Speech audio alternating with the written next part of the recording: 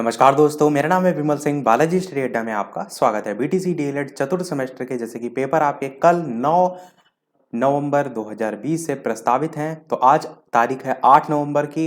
इससे पहले मैंने जो पहला वाला पेपर है आरंभिक स्तर वाला, उसका कंप्लीट एक वीडियो में फास्ट रिवीजन भी करा दिया और साथ ही साथ एक ही वीडियो में सभी प्रश्न उत्तर आपके भी मैंने करा दिए हैं। यदि आपने नहीं देखा है लघु उत्तरीय प्रश्न वाला, तो साइड में आई बटन में पिछला वाला वीडियो आरंभिक स्तर वाला मिल जाएगा। आज हम देखेंगे हमारा दूसरा प्रश्न पत्र जो है आपका शैक्षिक प्रबंधन और प्रशासन।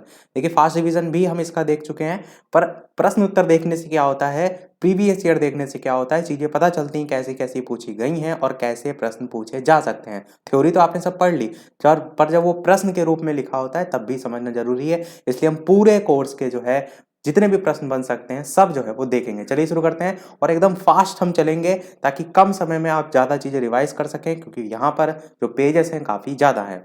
तो पहला प्रश्न है आपका, विद्यालय प्रबंधन में किसकी किसकी भूमिका होती है, कुशल प्रबंधन से आप क्या समझते हैं। तो आप क्या कहेंगे, एक संगठन में कार्यरत जो व्यक्ति हैं उनके प्रयासों से निश्चित उद्देश्यों को प्राप्त करने के लिए नियोजन, निर्देशन और समन्वयन करने को प्रबंधन कहते हैं। डेफिनेशन तो प्रबंधन की हर हाल में आपको रटी होनी चाहिए। बाद में ये भी लिखा है प्रबंधन से आशय, तो वो आप समझ के लिख सकते हैं। फिर बात करते हैं एक सफल और प्रभावशाली जो विद्यालय प्रबंधन है उसमें विशेषताएं क्या होनी चाहिए। तो विद्यालय प्रबंधन में लचीलापन होना चाहिए, व्यवहारिकता होनी चाहिए, राष्ट्र की सामाजिक राजनीतिक दार्शनिक नीतियों और मूल्यों के अनुरूप होना चाहिए, विद्यालय प्रबंधन में सक्षमता होनी चाहिए और साथ ही साथ शिक्षा के अपेक्षित जो उद्देश्य है उसकी प्राप्ति हेतु समन्वित प्रयास भी उसके अंतर्गत होने चाहिए। नेक्स्ट प्रश्न है आपका, विद्यालय संगठन के उद्देश्य क्या होते हैं। 2018 में आया था। तो आप कहेंगे शिक्षाविदों द्वारा बनाए गए जो लक्ष्य हैं उनकी निष्ठा पूर्वक पूर्ति उससे होती है, मिलजुल कर रहने की कला सिखाना इसमें आता है, विद्यालय संबंधी जो गतिविधियां हैं कार्यों का संचालन है, संयोजन है, वो इसमें आता है, विद्यालय में सहयोग की भावना लाना, जटिल कार्यों की सुलभता, ये सब आता है, विद्यालय को सामुदायिक केंद्र के रूप में भी बनाना उद्देश्य में आता है और साथ ही साथ शिक्षा संबंधी प्रयोग तथा अनुसंधान के लिए समुचित व्यवस्था करना भी इसमें आता है। देखिए, आपको क्या करना है, विद्यालय वर्ड को पकड़ना है और संगठन क्या होता है, लोगों का इकट्ठा करना। तो उसके क्या क्या विद्यालय के संदर्भ में आप सोच सकते हैं, उद्देश्य हो सकते हैं, वही आपको जोड़कर याद रखने हैं। फिर विद्यालय प्रबंधन के क्षेत्र से संबंधित कौन कौन से कार्य होते हैं, तो ये कार्य आपको रटे होने चाहिए। विद्यालय प्रबंधन के उद्देश्यों का निर्माण, अध्यापक वर्ग के कार्य में समन्वय, विद्यार्थियों का वर्गीकरण और समूहीकरण, ये सब होता है ना विद्यालय में, अलग अलग सेक्शन बांटे जाते हैं, वो सारी चीजें, पाठ्यक्रम सहगामी का जो कार्यक्रम है उनका क्रमिक संगठन, पाठ्यक्रम नियोजन और कार्य विभाजन, विभिन्न प्रकार की सेवाएं जैसे कि भवन उपकरण, प्रयोगशाला, पुस्तकालय, इन सब का प्रबंध किया जाता है। कार्यक्रम जो होते हैं उनका, विद्यालय का बजट तैयार करना, कार्यक्रम में जो पैसा है वो लगाना, विद्यालय नीतियां बनाना, सहयोग आदान प्रदान करना विभागीय जो अधिकारी उनसे, तो ये सब लिख सकते हैं आप। फिर बात करते हैं विद्यालय प्रबंधन की आवश्यकता और महत्व। तो आप कहेंगे कि विद्यालय प्रबंधन के द्वारा विद्यालय के लिए जो उपलब्ध मानवीय और भौतिक संसाधन है उनका सर्वोत्तम उपयोग किया जाना चाहिए और अन्य आवश्यक जो संसाधन है उनकी भी व्यवस्था करने का सफल प्रयास करना चाहिए। इसी प्रकार बालकों के सर्वांगीण विकास के लिए विद्यालय प्रबंधन के द्वारा विभिन्न प्रकार की नई नई योजनाओं का निर्माण किया जाता है। आप देखते भी हैं विद्यालय के जो समस्त कर्मचारी हैं उनके उत्तरदायित्व का बंटवारा बड़ी कुशलता और सूझबूझ के साथ किया जाता है, जिसमें शैक्षिक उद्देश्यों को आसानी से प्राप्त किया जा सके। इसी प्रकार विद्यालय प्रबंधन का महत्व ये भी होता है कि विद्यालय का सफल संचालन करना हो। इसी प्रकार सर्वांगीण विकास आप कह सकते हैं, इसी प्रकार अधिगम प्रक्रिया को प्रभावी बनाना आप कह सकते हैं। तो ये जो की पॉइंट होते हैं ना पूरे सेंटेंस में, पूरा नहीं आपको रटना है, केवल की पॉइंट पर ध्यान देना है, ये चीजें हो जाएंगी। फिर अगला है प्रश्न आपका, संस्थागत नियोजन और प्रबंधन से क्या समझते हैं, इसकी आवश्यकता और महत्व। या नियोजन और प्रबंधन एक दूसरे के पूरक हैं। तो आप सबसे पहले संस्थागत की जो है डेफिनेशन के तौर पर लिखेंगे, संस्थागत में कि संगठन या संस्था से संबंधित या संस्था के बारे में। लिखा है ना, संस्थागत नियोजन और प्रबंधन 3 शब्दों से मिलकर बना है, तो संस्थागत में ये हो जाएगा। नियोजन क्या होता है, योजना बनाना या योजनाबद्ध ढंग से, और प्रबंधन क्या होता है, जो संसाधन है उनका अधिकतम उपयोग करके या करते हुए योजना का समुचित क्रियान्वयन और लक्ष्य प्राप्ति हेतु समेकित प्रयास। तो सबसे पहले आप क्या देखेंगे, संस्था के स्तर पर हो, फिर उसके संदर्भ में योजना बनाएंगे, फिर कैसे वो लागू हो। तो इस प्रकार से संस्थागत नियोजन प्रबंधन आपका हो जाएगा। फिर नीचे आप परिभाषा भी लिख सकते हैं नियोजन और प्रबंधन की, यहाँ पर कुछ डेफिनेशन लिखी हुई है। इसमें जो सबसे इजी लग रही है वो एक लाइन की जेम्स लुंडे इनकी है कि प्रबंधन मुख्य रूप से किन्हीं विशिष्ट उद्देश्यों के लिए जो प्रयास हैं उनको नियोजित, संगठित, समन्वयित, अभिप्रेरित और नियंत्रित करने की एक कला है। तो जो भी आपको अगर याद है तो अच्छी बात है, नहीं याद है तो एक याद रख सकते हैं। मैंने पहले भी आपको फर्स्ट रिवीजन में कहा था कि सभी टॉपिक की एक डेफिनेशन आपको अवश्य याद होनी चाहिए।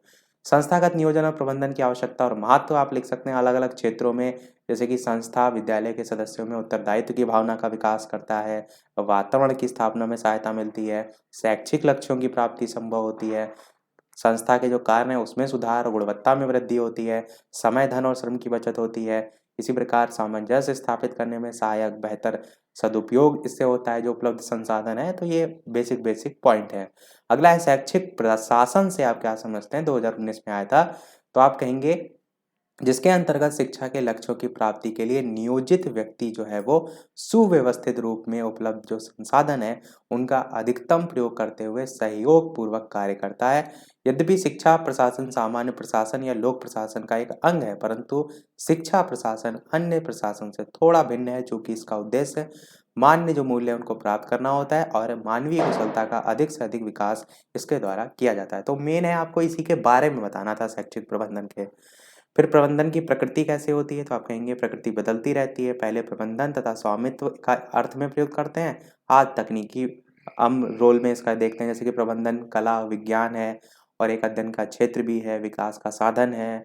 वही सभी पॉइंट आप देख रहे हैं। मेन आपको क्या ध्यान रखना है कि जिस टॉपिक के बारे में पूछा गया उसमें क्या क्या पॉइंट आप लिख सकते हैं कि प्रबंधन एक व्यवसाय या पेशा है, इसकी भी अपनी आचार संहिता है, पर्यावरण की गुणवत्ता बनाए रखने में सहायक है, व्यक्तियों के संगठित समूह में कार्य कराने का एक तंत्र है, ये सारी। फिर अगला है एक अच्छे विद्यालय भवन में विशेषताएं कौन सी होनी चाहिए। आप क्या देखते हैं अपने आप को तुरंत, जैसे इस टाइप का प्रश्न है तुरंत विद्यालय में रखिए कि मैं इस समय विद्यालय में हूँ, फिर मैं क्या देखता हूँ। सबसे पहले तो एक बढ़िया जगह पर हो, पर्याप्त स्थान का उपलब्ध होना, वहाँ पर स्थान भी उतना उपलब्ध हो जितना विद्यालय में चाहिए। विद्यालय भवन की परियोजना में गतिशीलता हो, विद्यालय भवन का आकर्षक प्रारूप हो, भवन का सुविधाओं से युक्त हो, इसी प्रकार विद्यालय का सहयोगात्मक वातावरण हो, इसी प्रकार पूर्ण योजना और पैटर्न तैयार कर लेना चाहिए कहाँ पर क्या निर्माण करना है, ये सारी चीज़ें। फिर विद्यालय भवन को आकर्षक बनाने में समुदाय की क्या भूमिका हो सकती है, 2 बार क्वेश्चन पूछा गया है। तो आप कहेंगे स्कूल का स्थल सड़क के पास होना चाहिए, क्योंकि यथासंभव सड़क से हटकर भी होना चाहिए। थोड़ा सा इन ये तो रायबर्न की अच्छा डेफिनेशन है। फिर है विद्यालय ऐसे स्थान पर स्थित हो जहाँ पर आवागमन की सुविधाएं हों, ऐसा ना हो पहाड़ पर आप जो है वो बना दे विद्यालय, बच्चे वहाँ तक पहुँच ही ना पाएँ। फिर विद्यालय प्राकृतिक वातावरण में स्थापित, ये जो पॉइंट लिखे हैं ये इसके लिखे हैं स्कूल का निर्माण करते समय रखी जाने वाली सावधानियां कि ये ध्यान रखना चाहिए। और इसी सभी पॉइंट को आप इसमें भी लिख सकते हैं कि क्या क्या सावधानियां बदलनी चाहिए, और इसी को इसमें भी लिख सकते हैं कि समुदाय की भूमिका क्या है। तो समुदाय की भूमिका यही है कि इन सब चीज़ों का ध्यान रखें। मतलब एक ही प्रश्न 3 तरीके से आएगा, आंसर आपका वही सेम रहेगा, बस लिखने का थोड़ा तरीका आप बदल लेंगे प्रश्न के अकॉर्डिंग। कि विद्यालय बहुत ढलान पर ना हो, बस स्टैंड, रेलवे स्टेशन आदि के समीप स्थापित नहीं किए जाने चाहिए क्योंकि शोर-शराबा होता है। इसी प्रकार अस्पताल, डाकघर ये सभी सुविधाएँ हों, आस-पास का क्षेत्र साफ हो, मिट्टी ऐसी हो पानी शीघ्रता से सोख ले, ऐसा ना हो हर समय कीचड़ बना रहे। मुतालियर शिक्षा आयोग की बात करें, उसने भी इसके बारे में कहा है कि खुली हवा की शिक्षा पद्धति के लिए विद्यार्थियों के छोटे-छोटे वर्ग होने चाहिए और संतोषजनक जो शिक्षण है उसके लिए काफ़ी छायादार जगह की भी आवश्यकता होती है। फिर बात करते हैं शाला स्वच्छता से आपका क्या अभिप्राय है? तो आप कहेंगे शाला स्वच्छता मतलब विद्यालय की स्वच्छता। विद्यालय स्वच्छता में आप छात्रों का सहयोग किस प्रकार प्राप्त करेंगे? तो आप छात्रों को जागरूक कर देंगे, अच्छी आदत का विकास कर देंगे, हाथ स्वच्छता से होने वाली बीमारियों के बारे में बताएँगे, विभिन्न बीमारी जो है उनकी जानकारी देंगे, तो इससे बच्चे जागरूक होंगे और शाला स्वच्छता की ओर अग्रसर होंगे। फिर विद्यालय में छात्रावास यानी हॉस्टल का काम क्या होता है? तो अब बच्चे निवास उनका आस-पास नहीं है तो रुक सकते हैं। प्रतिदिन दूर से घर, मतलब आप अपने आप को रख के देखिए, जैसे आप डीएलएड दूर से कर रहे हैं तो आप किन-किन वजहों से आपका जो हॉस्टल है वो आवश्यक है, वही सब आप इसमें पॉइंट वाइज़ लिख देंगे। बालक छात्रावास के नियमों का पालन करके अनुशासन सीख जाते हैं। इसी प्रकार छात्रावास उन बच्चों के लिए वरदान होता है जिनके माता-पिता का स्थानांतर जल्दी नहीं होता है, मतलब ट्रांसफ़र नहीं होता है। सभी छात्र परस्पर मिलकर रहते हैं, उनमें संगठन की भावना आती है, आत्मनिर्भरता आती है, क्योंकि स्वयं रहकर जाके आपने भी डीएलएड अगर कहीं दूर रह के किया होगा, तो ये चीज़ आप भी देखते हैं कि आप में आत्मनिर्भरता आ जाती है। फिर अगला है विद्यालय का फर्नीचर बनवाते समय किन किन बातों का ध्यान रखें, शारीरिक अभिवृद्धि को ध्यान रखते रखते हुए कुर्सी और डेस्क की व्यवस्था की जाती है, क्यों? उसमें पॉइंट है कि फर्नीचर बनाते समय इस बात पर ध्यान दें कि वो किस कक्षा के छात्रों के लिए बनाया गया है, उसी के अनुसार वो फर्नीचर हो और फर्नीचर की विषय विशेष की जो आवश्यकता है उसको ध्यान में रखा जाए। ऊंचाई ज़्यादा ना हो कि पैर हवा में ना हिलते रहें। इसी प्रकार छात्रों के समक्ष भी इतना स्थान अवश्य रहना चाहिए कि वो अपने पैरों को आवश्यकता पड़ने पर सुविधा के साथ फैला सकें। तो वो जो बेसिक चीज़ें आपने स्वयं अनुभव की हैं वो आपको इसमें लिखनी है। कुर्सी का अगला किनारा गोलाई युक्त हो जिससे रक्तवाहिनियों पर कुप्रभाव ना पड़े। कुर्सी का पिछला हिस्सा ऐसा हो कि छात्र की कमर को थकने में सहारा मिले। डेस्क की ऊंचाई कुर्सी की ओर से इतनी अवश्य होनी चाहिए कि वो छात्रों की नाभि को छुए। इसी प्रकार डेस्क की चौड़ाई लगभग 18 इंच हो। डेस्क के ऊपरी सतह का ढाल आगे की ओर 15 डिग्री पर हो। इस टाइप से आप बेसिक पॉइंट लिख सकते हैं। फिर है आपका विज्ञान शिक्षण में प्रयोगशाला का क्या महत्व है? तो आप कहेंगे प्रयोगशाला वो स्थान है जहाँ पर सैद्धांतिक ज्ञान की प्रामाणिकता को प्रयोग की कसौटी पर रखते हैं। देखिए कोई भी चीज़ आप देखते हैं और प्रैक्टिकल करते हैं तो प्रैक्टिकल ज़्यादा प्रभावी होता है। तो जैसे कोई आपने चीज़ पढ़ा दी, अब उसी छात्र की उससे संबंधित कोई छात्र में तर्क हुआ या जिज्ञासा उत्पन्न हुई तो उसकी संतुष्टि कहाँ से होगी? वो तो प्रयोगशाला में जब वो उस चीज़ को स्वयं प्रयोग करके देखेगा तो होगी। उससे रचनात्मक शक्ति का विकास होगा। बालक और नए-नए तरीके से सोचेगा, नई चीज़ों की खोज करेगा, वो सब। फिर विद्यालय में शौचालय की आवश्यकता और महत्व पर प्रकाश डालिए। तो आप कहेंगे कि विद्यालय में पर्याप्त शौचालय होने चाहिए और हर प्रकार की सुविधा होनी चाहिए। मूत्रालय में टाइल्स लगे होने चाहिए, धुलाई आवश्यक रूप से हो। इसी प्रकार थोड़ा-सा इसमें ये भी लिखा हुआ है कि बीमारियाँ फैलती हैं जैसे कि हैजा, टाइफाइड, डायरिया, पेचिस इन सब के फैलने की आशंका बनी रहती है, वो सब आप लिखेंगे। फिर है आपका मानवीय प्रबंधन क्यों आवश्यक है, किन-किन बातों का ध्यान रखेंगे? तो मानवीय प्रबंधन के उद्देश्य में लिखेंगे कि इसके प्रबंधन से विद्यालय समाज की जो आकांक्षा की पूर्ति करने में सक्षम होता है क्योंकि समाज में भी इसका महत्वपूर्ण स्थान होता है। इसके प्रबंधन से प्रत्येक व्यक्ति को उसकी रुचि के अनुसार कार्य मिलता है, जिससे कि वो पूर्ण मनोयोग से कार्य करता है। मतलब मानवीय जो संसाधन उनके प्रबंध में यही सब आप उद्देश्य बताते ही हैं कि मानवीय संसाधन का उद्देश्य होता है विद्यालय से संबंध मानवीय समुदाय का अधिकतम सहयोग प्राप्त करना, जिससे कि विद्यालय का चहुमुखी विकास संभव हो सके। इसी प्रकार आगे भी पॉइंट है तो ये सब अपने आप से स्वयं आप बनाकर लिख सकते हैं। अगला है विद्यालय के मुख्य मानवीय संसाधन कौन-कौन से हैं? तो विद्यालय से संबंध रखने वाले जो मुख्य मानवीय संसाधन है वो आपका है शिक्षक, बालक और समुदाय। जितनी चीज़ें रटने वाली हैं ये आपको अवश्य रटी होनी चाहिए क्योंकि यह स्वयं से आप नहीं लिख सकते।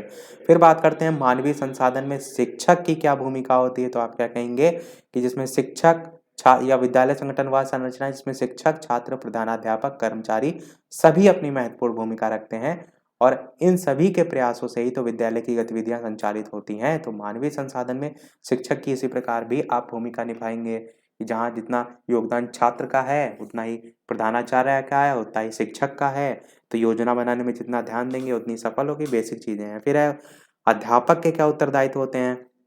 तो छात्रों को सबसे पहले तो पढ़ाता है, उनके चरित्र का विकास करता है, सुचारू रूप से व्यवस्था करता है। अब मेरे ऊपर मैं अगर रख के देखूँ तो मैं आपके लिए अलग-अलग टाइमिंग सेट करता हूँ, आपका चरित्र अच्छा रहे, विद्यार्थी के अंदर उचित जो मूल्य हैं वो विकसित हों। मेरा जो उद्देश्य होगा मतलब आप अपने आप को शिक्षक रख के देखेंगे, तो छात्र में आप क्या-क्या गुण उठाना चाहेंगे, उसको इंक्रीज़ करना चाहेंगे, वही सब आप यहाँ लिख देंगे कि पाठ्यक्रम सहगामी क्रियाओं का संचालन करेंगे, छात्र की समस्याओं का समाधान करेंगे, कुशल नागरिक उसको बनाएँगे छात्रों में, सामाजिक कुशलता उत्पन्न करेंगे, नेतृत्व का प्रशिक्षण देंगे, व्यावसायिक रुचि उत्पन्न करेंगे, ये सारी चीज़ें।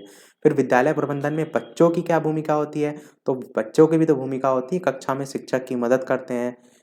और भी बहुत से कार्य होते हैं, ज़रूरी नहीं है पढ़ाई में ही आप मदद से बच्चे करेंगे। जैसे कि ब्लैक बोर्ड वगैरह होते हैं, उसमें रफ कर लिखा होता है तो रफ कर देते हैं ताकि जो टीचर है उसकी हेल्प हो जाए, उसको आना है तो डायरेक्ट पढ़ाना हो। इस प्रकार की और भी हेल्प है, विद्यालय वातावरण में सुधार लाना, विशेष शैक्षिक आवश्यकता वाले बच्चों की सहायता करना। बच्चे भी तो बच्चों की सहायता करते हैं, ऐसा भी तो आपने देखा है। इसी प्रकार लिखा है कि निम्नलिखित तरीके से बच्चे कक्षा में शिक्षक को सहयोग प्रदान कर कक्षा में व्यवस्था में अपना सहयोग दे सकते हैं। क्योंकि बच्चे क्या करते हैं एक-दूसरे की हेल्प करते हैं, जैसे आपसे कोई प्रश्न पूछना है किसी बच्चे को पर दूसरे बच्चे ने हेल्प कर दी, तो कहीं न कहीं वो आपकी भी तो हेल्प हुई, टीचर की भी तो हेल्प हुई, टीचर को नहीं बताना पड़ा। इसी प्रकार कक्षा जो है उसकी बैठक व्यवस्था, उसकी साफ-सफाई, साज-सज्जा में शिक्षक बच्चों का सक्रिय योगदान ले सकते हैं। बड़े बच्चे स्वयं ही सीखने-सिखाने की गतिविधियों का संचालन कर सकते हैं। छोटे बच्चों का पर्यवेक्षण कर सकते हैं, बेसिक चीज़ें। फिर है आपका विद्यालय प्रबंधन समिति की संरचना को स्पष्ट करते हुए इसके कार्य, तो आप क्या कहेंगे धारा 21 के अंतर्गत विद्यालय प्रबंधन समिति का गठन किया गया है और किस अधिनियम में? निःशुल्क और अनिवार्य शिक्षा बाल अधिकार अधिनियम 2009 में। इसमें 15 सदस्य होते हैं, जिनमें से 11 सदस्य बालकों के माता पिता अथवा संरक्षक होते हैं। मोस्ट इंपॉर्टेंट पॉइंट, परंतु समिति के 50% सदस्य महिलाएं होती हैं। फिर बात करते हैं विद्यालय प्रबंधन समिति के अवशेष जो 4 सदस्य होते हैं, उनमें कौन व्यक्ति होते हैं? तो स्थानीय प्राधिकारी के निर्वाचित सदस्यों में एक सदस्य जिसका निश्चय स्थानीय प्राधिकारी द्वारा किया जाएगा। फिर एक सदस्य सहायक नर्स अथवा मिडवाइफ में से लिया जाएगा, जो कि विद्यालय के अध्यापकों द्वारा किया जाएगा। तीसरा आपका जिला मजिस्ट्रेट द्वारा निर्दिष्ट एक लेखपाल होगा और चौथा आपका एक सदस्य विद्यालय का प्रधानाध्यापक होगा। तो ये प्रश्न इंपॉर्टेंट है, ध्यान रखिएगा, बिल्कुल पूछा जा सकता है दोबारा। अगला है विद्यालय प्रबंधन समिति के कार्य क्या होते हैं? तो कार्यप्रणाली का अनुश्रवण करना, विकास योजना निर्माण करना, राज्य सरकार अथवा स्थानीय प्राधिकारी द्वारा अन्य स्रोतों से प्राप्त जो अनुदान है उसका सदुपयोग करना, आसपास के जो सभी बालक हैं उनका नामांकन, उनकी निरंतर उपस्थिति सुनिश्चित करना। इसी प्रकार के पॉइंट है। मध्याह्न भोजन योजना के कार्यान्वयन का अनुश्रवण करना, उसकी समृद्धि सुनिश्चित करना। तो ये सब आप पॉइंट इसमें लिख सकते हैं। फिर आपका मातृ शिक्षक संघ के उद्देश्य, तो आप क्या कहेंगे? माता बालक की वर्तन गुरु होती है, इसके माध्यम से बालक बालिकाओं का प्रारंभिक संस्कार प्रदान किए जाते हैं। तो इसके उद्देश्य क्या हो सकते हैं? मातृ शिक्षक संघ के द्वारा माताओं में शिक्षा के प्रति जागरूकता उत्पन्न करना, जिससे छात्र के मार्ग में आने वाली जो कठिनाइयां हैं उसको दूर कर सकें। इसी प्रकार महिलाओं को उनकी शक्ति, अधिकार और कर्तव्यों का ज्ञान कराना, जिससे कि वे अधिकारों का प्रयोग और दायित्व का पालन कर सकें। इसी प्रकार बालकों के समान बालिकाओं को भी शिक्षा ग्रहण की विशेषताओं का प्रचार प्रसार करना, क्योंकि संघ की जो सदस्य महिलाएं उनके द्वारा अन्य महिलाओं को भी तो बालिका शिक्षा के बारे में बताया जाता है। तो बेसिक चीजें हैं महिलाओं के संदर्भ में, वो आप इसमें लिख सकते हैं। जैसे महिलाओं को ये अधिकार होना चाहिए कि पुरुषों के समान संघ बनाने और विद्यालय संबंधित संघ में भाग ले सकें। अगला है अभिभावक शिक्षक संघ शिक्षा के विकास में किस प्रकार सहायक हैं? तो आप क्या कहेंगे?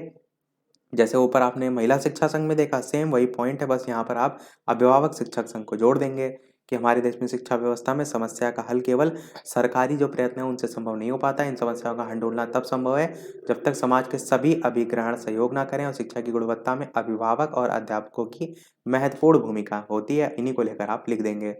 फिर आपका महिला प्रेरक दल के कार्य, तो ये कार्य क्या होते हैं? गांव और शहर के जो पिछड़े क्षेत्र की महिलाएं होती हैं उनको शिक्षा के महत्व को समझाया जाता है। इनमें आप 2-4 ही पॉइंट ध्यान रखिए, जैसे कि महिला प्रेरक दल के माध्यम से स्त्री पुरुष के लिए जो भेद है उसको समाप्त किया जाता है। मेन किस में ध्यान दिया जा रहा है? क्षेत्र की जो महिलाएं हैं उनकी शिक्षा को लेकर बात की गई है। तो इसी को पॉइंट बनाकर आप 2-4 पॉइंट लिख सकते हैं कि महिला प्रेरक दल मानवीय मूल्यों की वृद्धि, यही मैंने आपको क्या कहा था? की पॉइंट ध्यान रखना है, मानवीय मूल्यों की वृद्धि है, सहयोग की भावना है, जो आपको वहाँ लिखना होगा। फिर आपका है विद्यालय और समुदाय के जो संबंध हैं उसको स्पष्ट कीजिए। 2019-16 दो टाइप से अलग-अलग प्रश्न पूछा गया है। तो आप क्या कहेंगे? विद्यालय, अभिभावक और समुदाय तीनों एक दूसरे से जुड़े हुए हैं। तीनों ही सामाजिक प्राणी हैं। मनुष्य एक सामाजिक प्राणी है। शिक्षा उसे समुदाय का कुशल सदस्य बनाती है और सतत शिक्षा के द्वारा व्यक्ति अपनी अधिकतम विकास करते हुए समाज की सामाजिक, आर्थिक, नैतिक आवश्यकताओं को समझता है, उनकी पूर्ति करता है। इसी प्रकार अभिभावक तो मैंने बता ही दिया। अभिभावक दिवस का आयोजन भी आप लिख सकते हैं। फिर आपका ग्राम, यहाँ पर एक पॉइंट लिखा है, इसको देख लीजिए कि अभिभावक, समुदाय और विद्यालय सभी एक दूसरे से अभिन्न रूप से संबंध है, सभी एक दूसरे के पूरक और पालक हैं। अब देखिए ग्राम शिक्षा समिति के कौन कौन से सदस्य होते हैं, इनके कार्यों का स्पष्ट कीजिए। तो स्थायी नियम सन 1972 का सन 1975 में संशोधन किया गया, इसके लिए प्रत्येक ग्राम शिक्षा समिति बनाई गई है। और ग्राम शिक्षा समिति की बात करें तो इस समिति इस प्रकार है। ग्राम सभा का प्रधान इसका अध्यक्ष होता है। बेसिक विद्यालय के जो छात्र हैं उनके 3 संरक्षक या अभिभावक, जिनमें से एक महिला होती है, और या उप विद्यालय निरीक्षक द्वारा मनोनीत किए जाते हैं। और जो ऊपर पूछा गया था ये विद्यालय प्रबंधन समिति पूछा गया था, तो इसमें और नीचे वाले में कंफ्यूज ना होइएगा। विद्यालय प्रबंधन समिति पूछा जाए तो 15 सदस्य हैं, और ग्राम शिक्षा समिति पूछी जाए तो इस प्रकार से लिखना है कि ग्राम सभा का प्रधान इसका अध्यक्ष होता है। बेसिक विद्यालय के जो छात्र हैं उनके 3 संरक्षक या अभिभावक, जिनमें से एक महिला होती है, ये उप विद्यालय निरीक्षक द्वारा मनोनीत किए जाते हैं। और बेसिक विद्यालयों का जो प्रधान अध्यापक होता है वो एक से अधिक विद्यालय होने पर वरिष्ठतम प्रधान अध्यापक इस समिति का सचिव जो है वो सदस्य सचिव होता है। ग्राम शिक्षा समिति का कार्य क्या है? तो इसमें से कुछ 4-5 आप याद रख सकते हैं कि बेसिक स्कूलों की स्थापना, प्रशासन, नियंत्रण, प्रबंधन और बेसिक स्कूलों के विकास, प्रसार और सुधार के लिए योजनाएं बनाना, उनके जो भवन हैं, उपस्कर हैं, उसके सुधार के लिए जिला पंचायत समिति को सुझाव देना। इसी प्रकार भवन निर्माण, रख रखाव, मरम्मत, इन सब में सहयोग करना, शिक्षा मित्रों, आचार्यों, अनुदेशक इनके लिए उपयुक्त जो पात्र अभ्यर्थी हैं उनका चयन करना। इसी प्रकार ग्राम शिक्षा समिति की जो बैठक है उसमें 6 से 14 वर्ष तक की आयु के बालकों का ज्ञान प्रतिशत नामांकन निर्धारित करना। तो इसमें लगभग 4 से 5 पॉइंट आप रट के रखिएगा ताकि ये प्रश्न आए तो आप कर ले जाएँ। फिर बात करते हैं बजट का अर्थ बताइए, तो आप क्या कहेंगे? बजट का संबंध कार्मिक क्षेत्र से होता है। इसकी उत्पत्ति फ्रेंच भाषा जो है उसके बुर्जेट शब्द से हुई है जिसका अर्थ होता है चमड़े की थैली। बजट का अर्थ पहले थैली से लगाया जाता था किंतु धीरे धीरे इसका जो प्रयोग है वो थैली में रखे गए आय व्यय पत्रकों के लिए होने लगा है। बस ये मेन ध्यान रखिए ये किस उत्पत्ति हुई है, बाकी तो बजट आप जानते ही हैं कि होता क्या है। फिर आपसे पूछा जा सकता है स्कूल का बजट बनाते समय जो बातें ध्यान रखनी है, तो ये है धनराशि का सही विभाजन हो। मैं लगभग 4 से 5 पॉइंट बोल रहा हूँ, उसको ध्यान दीजिए कि सबसे पहले तो उसे आपको ये ध्यान रखना है कि जो धनराशि उसका सही विभाजन हो, कहाँ-कहाँ कार्य में लगाना है। फिर जो बजट बनाया उसका समय पर निरीक्षण हो, उसके साथ-साथ जो शिक्षा का केंद्रीकरण है, विकेंद्रीकरण है, इनका भी ध्यान रखा जाए। प्रशासनिक क्रियाओं, योजनाओं तथा विभिन्न प्रकार के जो प्रकरण हैं उनको स्थायी और अस्थायी निश्चित अथवा अनिश्चित रूप प्रदान किया जाना चाहिए, इनका ध्यान रखें। तो ये आप पॉइंट ध्यान रख सकते हैं। फिर बात करते हैं वित्तीय प्रबंधन के साधन कौन-कौन से होते हैं। तो विद्यालय अनुदान, हेडिंग याद रखनी है आपकी। फिर आपका टीएलएम ग्रांट, फिर समुदाय से प्राप्त धन, फिर विद्यालय की भू संपत्ति से अर्जित धन, फिर ग्राम पंचायत निधि तथा जन प्रतिनिधियों से प्राप्त अनुदान। ये 5 आपके पॉइंट हैं, किसके हैं? ये आपके वित्तीय प्रबंधन के साधन हैं। फिर आप कहेंगे सीखने सिखाने की प्रक्रिया में वित्तीय प्रबंधन किस प्रकार से सहायक है? तो शिक्षक और जो कर्मचारी हैं उनकी योग्यता, अनुभव, क्षमता के आधार पर नियुक्त कर सकते हैं।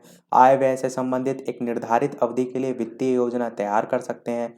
तो ये 2016 में देखिए पूछा गया था। ऐसे ही क्वेश्चन पूछे जाएंगे। तो लिखना आपको यहाँ पर देखिए थ्योरी अधिकतर अपने आप से ही है, तो चीज़ों को समझ लीजिए और लिखना आपको अपनी लैंग्वेज में है। विद्यालय की कार्य क्षमता निर्धारित कर सकता है और शिक्षकों और कर्मचारियों की संख्या निर्धारित कर सकता है, ये सभी चीज़ें।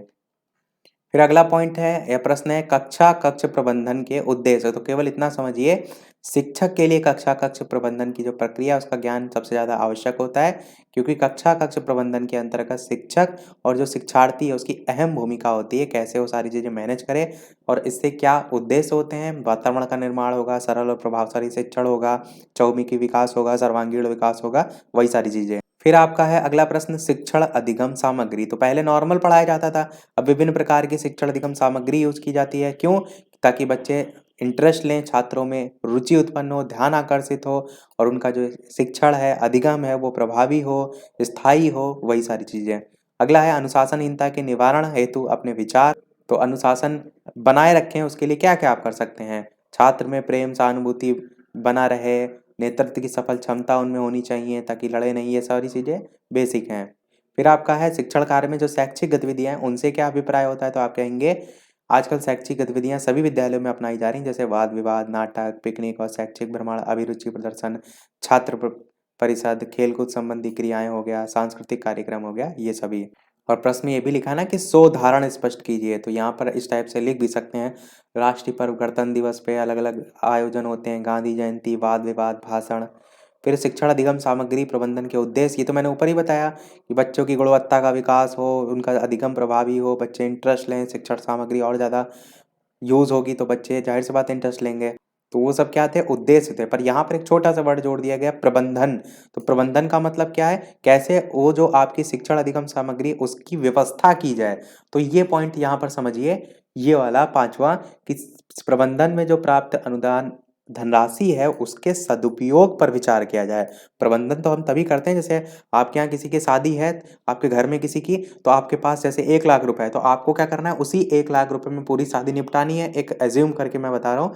तो वो आप किस प्रकार से प्रबंधन करेंगे उन चीज़ों का, वही यहाँ पर भी है कि शिक्षण अधिगम सामग्री जो है फ्री तो आती नहीं है, पैसा लगता है, तो उस पैसे का कैसे प्रबंधन करेंगे। तो ये ध्यान रखना कि कम से कम धन से अधिक शिक्षण सामग्री खरीदी जा सके, जो शिक्षण सामग्री खरीदी जा रही है उसका ज़्यादा से ज़्यादा यूज़ हो, तो वो आप इन सब में लिखेंगे कि जो अधिगम है उसको स्थायित्व बनाएँ और शिक्षण अधिगम सामग्री ऐसी खरीदें जो बच्चों पर भी सकारात्मक प्रभाव डालें।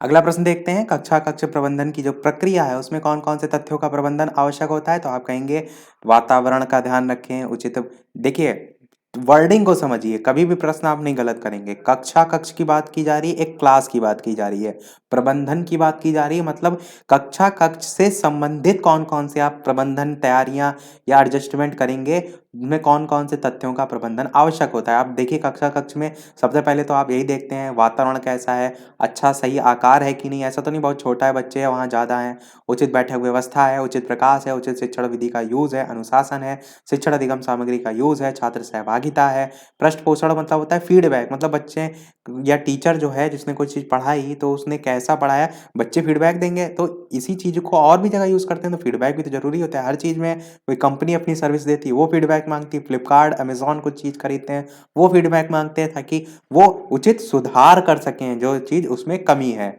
बात करते हैं अगला शिक्षण में लर्निंग कॉर्नर के एवं उद्देश्य का महत्व बताइए, तो आप कहेंगे लर्निंग कॉर्नर के माध्यम से शिक्षण अधिगम प्रक्रिया को प्रभावी बनाया जा सकता है। लर्निंग कॉर्नर द्वारा जो नीरस विषय है उसको रुचिकर बनाया जा सकता है, उत्तम शैक्षिक वातावरण बनाया जा सकता है, शिक्षण अधिगम सामग्री को व्यवस्थित किया जा सकता है। इसी प्रकार प्रत्येक विषय के जो कठिन टॉपिक हैं, प्रकरण हैं, उनको सरल बनाया जा सकता है, बाल केंद्रित शिक्षण प्रक्रिया का अंग होता है। और नवाचार की नवीन अवधारणा है। लर्निंग कॉर्नर तैयार करने में जो शिक्षक है उनके साथ साथ छात्रों का भी सहयोग जो है वो लिया जाता है, और साथ ही साथ चित्र शिक्षण के उपकरण और शिक्षण सामग्री का यूज भी होता है। तो वही बेसिक चीजें हैं जो आपने अधिकतर पाठ्य सहगामी क्रियाओं में पॉइंट देखे कि वो इंटरेस्टिंग बनाता है टॉपिक को, तो वही चीजें आप इसमें भी लिख सकते हैं। लिखा है था, कह सकते हैं कि सभी विषयों को रुचिपूर्ण और सरल बनाने के लिए लर्निंग कॉर्नर का यूज किया जाता है। इतनी मेन सबसे पूरे जो ये आपका प्रश्न है इसकी मेन ये लाइन है, इसको ध्यान रखिएगा। फिर देखते हैं पुस्तकालय की व्यवस्था में किन बातों का ध्यान रखना आवश्यक है। तो शानदार पुस्तकालय भवन होना चाहिए, प्रशिक्षित पुस्तकालय अध्यक्ष होना चाहिए, उचित पुस्तकों का संकलन हो, पत्र पत्रिकाओं का चुनाव हो, पुस्तकों के अध्ययन के लिए प्रोत्साहन हो, पुस्तकों का वितरण हो, समय तालिका में पुस्तकालय के घंटे की व्यवस्था हो, खुले वातावरण खुले पुस्तकालय की व्यवस्था हो, शिक्षक द्वारा कक्षा में ही पुस्तक जो है उनका वितरण हो, सुदृढ़ व्यवस्था हो, यही मेन चीजें हैं। आपके जो इंग्लिश पेपर है उसका जो फास्ट डिवीजन है वो रह गया है, वो मैं आपको fast revision in the sense जो इस टाइप के प्रश्न है वो मैं या तो आपको देखूंगा, उसमें प्रश्न कराने वाले होंगे तो पेपर वाले दिन भी हम वीडियो देखेंगे फास्ट रिवीजन के तौर पर, तो या तो उस दिन करा लेंगे, तो आप टेंशन नहीं लीजिए, कराई सारी चीजें आ जाएंगी। आगे पीछे टाइम हो सकता है पर पेपर से पहले आपको चीजें प्रोवाइड कराई जाएंगी। इसके अलावा वीडियो पसंद आ रहा हो तो सभी लोग वीडियो को लाइक अवश्य कर दीजिएगा। आपके लिए बैक टू बैक इतनी सारी मेहनत की जा रही है तो आपका एक तो लाइक वीडियो पर बनता ही है, तो सभी लोग वीडियो को लाइक कर दीजिएगा और साथ ही साथ सभी छात्रों के साथ शेयर भी कर दीजिएगा ताकि सभी लोग जो है वो जुड़ सकें और अपनी स्पीड में सभी चीज़ें रिवाइज कर सकें। इसमें आपका शैक्षिक प्रबंधन में बहुत ज़्यादा कोर्स है और अभी तक लगभग 27 मिनट का वीडियो हो चुका है, और ये वीडियो अभी और भी लेंदी जाएगा क्योंकि अभी तक लगभग लगभग आपका आधा जो है ये पेज कंप्लीट हुए हैं, तो अभी इतना ही जस्ट डबल टाइम लगेगा। देखते हैं प्रश्न आपका, समय तालिका की विद्यालय में उपयोगिता क्या है, तो आप कहेंगे स्कूल के काम और घंटे, आप जानते हैं ना पीरियड वगैरह इसीलिए रखे जाते हैं कि सारी व्यवस्थाओं खेल कूद पे भी ध्यान रखा जाए और बेसिक चीज़ें। फिर आप कहेंगे अच्छी समय सारणी के विविध कार्य संचालन का सच्चा प्रतिबिंब है, स्पष्ट कीजिए, मतलब समय सारणी को ही आपको यहाँ पर भी डिफाइन करना है। विद्यालय में कितने अध्यापक हैं, उनके नाम क्या हैं, कौन से विषय पढ़ाए जाते हैं, कितने घंटे पढ़ाए जाते हैं, ये सभी समय सारणी पर आधारित है। कितने कक्ष हैं, इसका ज्ञान भी समय सारणी द्वारा मिलता है क्योंकि उतने ही टीचर अलॉट किए जाएंगे, उतने ही क्लासेस अलॉट की जाएंगी, वो सारी चीज़ें आप इसमें लिख सकते हैं अलग अलग बिंदुओं के आधार पर। कि समय जो है आपका वितरण समानता के आधार पर, सिद्धांत के आधार पर किया गया है, आवश्यकता अनुसार कक्षा का निरीक्षण कार्य कर सकते हैं।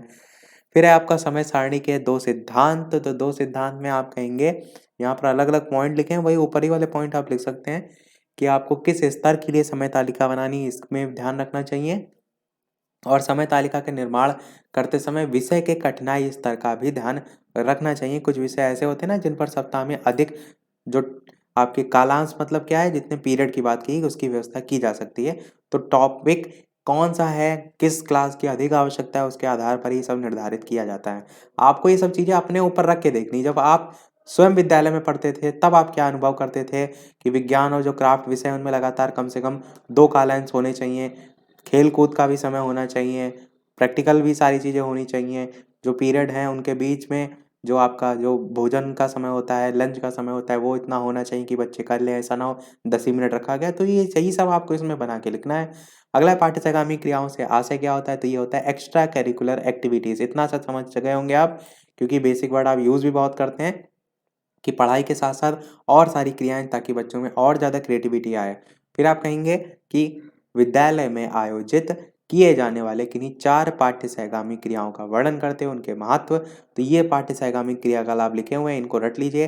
खेल हो गया, वाद-विवाद है, गीत है, कविता, भाषण, पिकनिक, शैक्षिक भ्रमण, अभिरुचि प्रदर्शन, ये सभी आपके पाठ्य सहगामी क्रियाकलाप हो जाएँगे। बहुत बार प्रश्न पूछा गया है 2018, 19, 16, 17, तो इसलिए इम्पोर्टेंट है, इसलिए याद रखिएगा। और बारे में इसके ये लिख सकते हैं कि इसके महत्व को हम निम्नलिखित शीर्षक के द्वारा कह सकते हैं। मूल प्रवृत्तियों का शोधन और परिमार्जन हो गया, नागरिकता के गुणों का विकास होता है पाठ्यशाखा में, जो क्रियाएँ हैं, अवकाश के समय का सदुपयोग होता है, ज्ञान का व्यावहारिक प्रयोग होता है। पाठ्यशाखा में मतलब ये है, पाठ के साथ जब क्रिएटिविटी आप कोई कर रहे हैं, जैसे कि कोई मॉडल बना रहे हैं, हम जब मॉडल बना रहे हैं कोई, उससे क्या-क्या आपको महत्व हैं? तो बच्चे जो हैं सामाजिक भावना का विकास होगा उससे, नागरिकता के गुणों का विकास होगा। सामाजिकता कैसे? सामाजिकता मतलब कि समाज पर ही कोई आधारित लाल किला बना रहे हैं, तो क्या समाज से जुड़ा हुआ नहीं है? ज्ञान का व्यावहारिक यूज़ कर रहे हैं, मतलब ज्ञान आप पढ़ रहे हैं और उसका यूज़ जीवन में कर रहे हैं, तो व्यावहारिक यूज़ हो रहा है। अवकाश का समय का यूज़ हो रहा है, खाली बैठे हैं तो कहीं न कहीं क्रिएटिविटी आ रही है, सृजनात्मक क्षमता आ रही है, वही सब आपको इसमें भी लिखनी है। फिर आपका प्रश्न है संचयी अभिलेख की क्या उपयोगिता है? ये समझिए प्रश्न को कि छात्रों, अध्यापकों और अभिभावकों के लिए अत्यंत उपयोगी होता है, क्योंकि इसके द्वारा छात्रों की कमजोरियों को जानने का प्रयास किया जाता है, जिससे छात्रों की प्रगति और अवनति का ज्ञान होता है। तो इम्पोर्टेंट है पॉइंट संचयी अभिलेख, ध्यान रखिएगा। ये चीज़ें याद करने वाली होती हैं, ये अपने आप से नहीं लिखनी होती हैं। अभिलेख आप लिख सकते हैं, विभिन्न प्रकार के जो आपके शैक्षिक जो प्रपत्र हैं, या अध्यापकों का वेतन है, धन है, आय व्यय है, अवकाश है, इन सब का लेखा-जोखा क्या कहता है? अभिलेख कहलाता है। विद्यालय अभिलेख का क्या महत्व होता है? तो आप कहेंगे कार्यालय विद्यालय का नाड़ी संस्थान होता है, ये इन्होंने कहा है एस.एन. मुखर्जी ने, अच्छी डेफिनेशन है। फिर आप कहेंगे विद्यालय प्राचार्य का दायित्व होता है कि विद्यालय अभिलेख जो उनको उचित ढंग से सुरक्षित रखे। इस संदर्भ में उसे विद्यालय प्रशासन में एक संरक्षक की भूमिका का निर्वाह करना होगा, और प्रधानाचार्य इस दायित्व के लिए अपने सहायक जो है उनको दोषी नहीं ठहरा सकता, क्योंकि वह मुख्य रूप से उसका दायित्व होता है। प्रधानाचार्य का होता है, अगर कोई चीज़ गड़बड़ होती है तो वो किसी और को थोड़ा नहीं कहेगा, वो उसकी जिम्मेदारी है। फिर आप कहेंगे विद्यालय अभिलेखों का रखरखाव कैसा होना चाहिए? तो विद्यालय अभिलेख सत्य होने चाहिए, उन्हें स्वनिर्मित काल्पनिक आधार पर सुरक्षित नहीं किया जाना चाहिए। अभिलेख व्यवस्था साफ सुथरी होनी चाहिए, काट छाँट की गई है वहाँ पर या तो संबंधित सहायक के हस्ताक्षर हों या फिर मुख्याध्यापक के हों। इसी प्रकार अभिलेख सदैव ही पूर्ण होने चाहिए, विशिष्ट अध्यापकों की देख-रेख में होनी चाहिए, एक फ़ाइल सुनिश्चित होनी चाहिए प्रत्येक अभिलेख के लिए, और फ़ाइल और रजिस्टर की जो पर्याप्त संख्या उसमें सदैव ही उपलब्ध रहना चाहिए। सभी फ़ाइल और रजिस्टर जो है उसकी एक सूची कार्यालय निरीक्षक के द्वारा बनाई जानी चाहिए। प्रत्येक फ़ाइल और रजिस्टर पर क्रमांक लिखना चाहिए, ताकि कोई चीज़ ढूँढना हो मिल जाए। प्रतिवर्ष नए रजिस्टर बनाने चाहिए, ताकि ईयर वाइज़ कोई चीज़ ढूँढना हो मिल जाए। पूर्व रजिस्टर पर पृष्ठ संख्या अवश्य लिखनी चाहिए, ताकि कोई पेज गुम हो जाए तो आपको मिल जाए। तो यही बेसिक चीज़ें हैं। फिर अभिलेखों का प्रबंधन कैसा होना चाहिए? तो यही जो अभिलेख आपने देखे, इनमें क्या देख-रेख करनी चाहिए, वो आप लिखेंगे कि क्या-क्या ध्यान रखना चाहिए। तो पहला ध्यान यही रखना चाहिए कि सूचनाएँ स्पष्ट और भ्रमपूर्ण ना हो, भाषा शैली स्पष्ट हो, क्रमबद्धता का ध्यान रखें, प्रबंधन का उद्देश्य प्रगतिशील होना चाहिए, निरीक्षण समय-समय पर हो, नवीन सूचनाएँ उसमें शामिल की जाएँ, सुरक्षित रखने के लिए विद्यालय में लोहे की अलमारी हो, रैक हो, कीटनाशक दवाओं का यूज़ किया जाए। यही सब पॉइंट आप लिख लेंगे। फिर है किन्हीं 4 प्राकृतिक आपदाओं के नाम, तो आप कहेंगे आकस्मिक आपदा, अनाकस्मिक आपदा। आकस्मिक मतलब जैसे आपकी भूकंप, सुनामी वगैरह। अनाकस्मिक मतलब जो मानव के कुप्रबंधन और अव्यवस्थाओं के कारण होती है, जैसे अकाल हो गया, प्रदूषण हो गया, जो प्राकृतिक ना हो। फिर महामारी और जैविक आपदा क्या होती हैं? कोई बीमारी फैल जाती है, जैसे इस समय कोरोना है, सबसे बढ़िया उदाहरण है आपका। प्लेग हो गया, हैजा हो गया, एड्स हो गया। सामाजिक आपदाएँ जो समाज से संबंधित हैं, जैसे आतंकवाद, नाभिकीय दुर्घटना। ये आपके जो एग्ज़ाम्पल हैं, इनको दिमाग में रखिए। हेडिंग, एग्ज़ाम्पल 2 चीज़ें, अंदर का आप लिख लेंगे। भूस्खलन क्या होता है? तो भूजल चट्टानों में वज़न बढ़ा देते हैं, जिससे क्या होता है, वो नीचे की ओर जो है वो खिसक जाती हैं। इसी को हम भूस्खलन कहते हैं। तो सबसे पहले आपको डेफ़िनेशन पता होना चाहिए। और जो भूस्खलन होते हैं वो भी कई प्रकार के होते हैं। जब ये थोड़ी दूर तक ही खिसकते हैं तो इनको स्लम कहते हैं। यदि दूरी तक अधिक होती है तो इनको शैल स्खलन कहते हैं। और यदि बहुत ऊंचाई से मलबा अथवा शैल टुकड़े गिरते हैं तो इनको हम रॉक फॉल यानी कि शैल खिसकना कहते हैं। अब प्रभाव वगैरह लिखे हैं वो आप समझ सकते हैं, लिख सकते हैं। भूकंप के कारण क्या होते हैं? ज्वालामुखी विस्फोट से आता है, पृथ्वी का सिकुड़ना हो गया, ये बलन आपका नहीं होता है, वलन होता है, वलन, ये बलन गलत लिखा हुआ है। तो वलन अथवा भ्रंश का संबंध क्रमशः संपीड़न अथवा तनाव से होता है, जिससे चट्टानों में हलचल होती है, भूकंप आते हैं।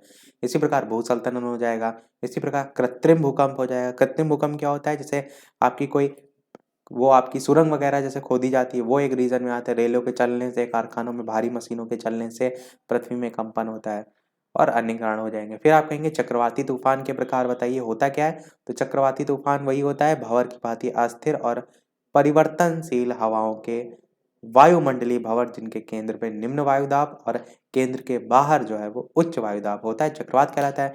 टाइप आपको याद रखने हैं, उष्णकटिबंधीय चक्रवात, शीतोष्ण कटिबंधीय चक्रवात। यहाँ पर अंदर में भी आप चाहें तो पढ़ सकते हैं, मैं केवल इसलिए हेडिंग बता रहा हूँ रिवाइज के तौर पर।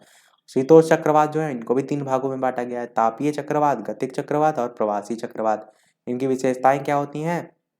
तो ये लंबे चौड़े क्षेत्र में फैले होते हैं, इनका विस्तार इतना अधिक होता है, काफी बड़ा क्षेत्र घेर लेते हैं। चक्रवात प्रचलित जो पवन है उनकी दिशा में आगे बढ़ते हैं। पछुआ पवनों के प्रदेश में ये पूर्व की ओर चलते हैं, परंतु सदैव ही पूर्व की ओर नहीं चलते हैं। विशेष अवसर पर ये अपना मार्ग बदल लेते हैं। फिर बात करते हैं आपदा प्रबंधन की। आपदा प्रबंधन से क्या तात्पर्य है? तो आप कहेंगे आपदा प्रबंधन में निवारक और संरक्षी उपाय, तैयारी तथा मानवों पर आपदा के प्रभाव को कम करने के लिए राहत कार्यों की व्यवस्था और आपदा प्रवण क्षेत्रों के सामाजिक आर्थिक क्षेत्र सम्मिलित किए जाते हैं, आपदा प्रबंधन हो जाएगा। राज्य स्तर पर आपदा प्रबंधन की बात करें तो राज्य स्तर पर, जनपद स्तर पर, खंड स्तर पर और ग्राम स्तर पर ऐसे अलग अलग होता है। इसमें ध्यान भी रखकर यानी याद भी कर सकते हैं कि जनपद स्तर पर जिलाधीश कार्यालय, राज्य स्तर पर बचाव राहत, खंड स्तर पर क्षेत्र समिति कार्यालय और ग्राम स्तर पर गांव की आपदा प्रबंधन समिति। बाकी आपदा राहत कार्य आप लिख सकते हैं। ये आपका इंपॉर्टेंट क्वेश्चन है, इसको आपको रटना है। क्यों रटना है? क्योंकि आपसे यहाँ पर प्रशासन भी पूछा जाए तब भी लिख सकते हैं, प्रबंधन पूछा जाए तब भी आप लिख सकते हैं, संगठन पूछा जाए तब भी लिख सकते हैं। तो तीनों में अंतर दे रखा है, मोस्ट इंपॉर्टेंट। तो अंतर को ध्यान से सुनिएगा और याद भी कीजिएगा। प्रशासन का कार्य मुख्य रूप से पूर्व नियोजित होता है। प्रबंधन का कार्य स्टाफ के निर्देशन, समन्वयन और अभिप्रेरणा से संबंधित होता है। संगठन संस्था के समस्त स्टाफ के मध्य जो संबंध है उनको अभिव्यक्त करता है। फिर प्रशासन बाहरी घटकों से प्रभावित होता है, प्रबंधन कर्मचारियों से संबंधित और प्रभावित होता है और संगठन कर्मचारियों, विभागों के कार्यों, परस्पर संबंधों और संयोजन से प्रभावित होता है। फिर कहेंगे प्रशासन संबंध को निर्देशित और संगठन के आकार को निर्धारित करता है। प्रबंधन जो है संगठन को दृढ़, सजीव और गतिशील बनाता है और संगठन एक निर्जीव ढांचा होता है। प्रशासन संस्था का मस्तिष्क होता है, ये जो है वो हृदय होता है और ये जो है वो शरीर होता है। मस्तिष्क, हृदय, शरीर। प्रशासन निर्धारणात्मक भूमिका का निर्वहन करता है, ये क्रियात्मक भूमिका का निर्वहन करता है और ये प्रशासन और प्रबंधन में समन्वय स्थापित करता है। प्रशासन से संबंधित समस्त कार्य उच्च स्तरीय जो प्रबंधक हैं वो करते हैं। इसमें जो प्रबंधन का कार्य है वो मध्य और निम्न स्तरीय प्रबंधकों द्वारा होता है और इसमें जो है प्रशासन और प्रबंधन के परस्पर सहयोग और समन्वय पर निर्भर करता है। 7वां और 8वां लास्ट पॉइंट है। 7वां पॉइंट आपका है प्रशासन संस्था की समस्त नीतियों और उद्देश्यों का निर्धारण करता है, ये जो है वो क्रियान्वयन करता है और ये जो है एक आधार का निर्माण करता है। प्रशासन व्यवसाय को पूंजी और स्वामित्व प्रदान करता है, ये नियुक्त जो वेतन भोगी वर्ण है उसमें होता है और इसके द्वारा निर्धारित प्रबंध का उपकरण होता है। तो ये पूरे आपके अंतर 8 दे रखे हैं, लगभग 5 याद जरूर कर लीजिएगा ताकि आपसे यहाँ से इन दोनों में अंतर पूछा जाए, इन दोनों में पूछा जाए या तीनों में पूछा जाए, तीनों में संबंध पूछा जाए, कुछ भी पूछा जाए तो आप इन बिंदुओं को लिख ले जाएं। अगला देखते हैं, विद्यालय प्रधानाचार्य के व्यक्तित्व का प्रतिबिंब है, इस कथन की पुष्टि कीजिए। ये बेसिक चीज लिख सकते हैं आप। पूरा विद्यालय प्रबंधन प्रधानाध्यापक पे ही टिका होता है, मैंने आपको पहले भी बताया था। और इसी प्रकार शिक्षक की भूमिका पूछी जाए तो वो भी आप लिख सकते हैं। मनुष्य का सर्वांगीण विकास होता है, छात्र पर पूरा उसका शैक्षिक कार्यक्रम होता है छात्र का, उसकी पूरी सफलता अध्यापक के व्यवहार, दक्षता, इन्हीं पर तो सब पर डिपेंड करती है। तो वो सब चीजें आप लिख सकते हैं। अगला है बालक के विकास में अभिभावक शिक्षक संघ, ये मैंने ऊपर बताया था आपको। अगला मीना मंच के उद्देश्य, ये रट लीजिए। तो मीना मंच का उद्देश्य होता है बालिका शिक्षा जो है इसके सर्वांगीण विकास से संबंधित। पहला उद्देश्य है कि बालिकाओं को अपने विचार व्यक्त करने के लिए एक मंच की आवश्यकता होती है और मीना मंच के द्वारा बालिकाएं अपने विचार और सीमाएं व्यक्त कर सकती हैं। मीना मंच का उद्देश्य बालिकाओं में नेतृत्व करने की क्षमता तथा एक दूसरे का सहयोग करने की भावना का विकास होता है। फिर बालिकाओं में प्रेम तथा सहयोग की भावना विकसित होती है। फिर बालिकाओं के को शिक्षा के लिए प्रेरित करता है। फिर तर्कपूर्ण चिंतन तथा लेखन के लिए विषय प्रदान किए जाते हैं जिससे छात्राओं को विचार व्यक्त करने का अवसर प्राप्त हो और उनमें चिंतन की आदत का भी विकास होता है। इसी प्रकार बालिकाएं तथा महिलाओं को उनके अधिकारों का ज्ञान कराया जाता है और उन्हें सक्षम बनाने के लिए भी अनेक प्रयास किए जाते हैं। इससे संबंधित अनेक प्रकार के कार्यक्रमों का भी आयोजन किया जाता है। मीना मंच के द्वारा ही बालिकाओं को विवाह की आयु का भी ज्ञान कराया जाता है। इसमें वे नाबालिग विवाह रोकने के लिए भी प्रेरित होंगे। तो पूरा आप कहीं देखेंगे तो बालिका शिक्षा से संबंधित है, पॉइंट लिख सकते हैं। फिर आपका है निरीक्षण और पर्यवेक्षण में अंतर, मोस्ट इंपॉर्टेंट। निरीक्षण और पर्यवेक्षण में अंतर को रटिए, समझिए। निरीक्षण का तात्पर्य परीक्षा लेना और परीक्षा का तात्पर्य है सरलता पूर्वक और आलोचनात्मक दृष्टि से जांच करना। तो सिंपल सी भाषा में आप क्या कहेंगे, किसी व्यक्ति की जांच करना क्या है आपका निरीक्षण है। पर्यवेक्षण क्या होता है, इसका अर्थ होता है उच्च दृष्टि यानी कि सुपरविजन, जो कि विद्यालय विकास को गति प्रदान कर सके।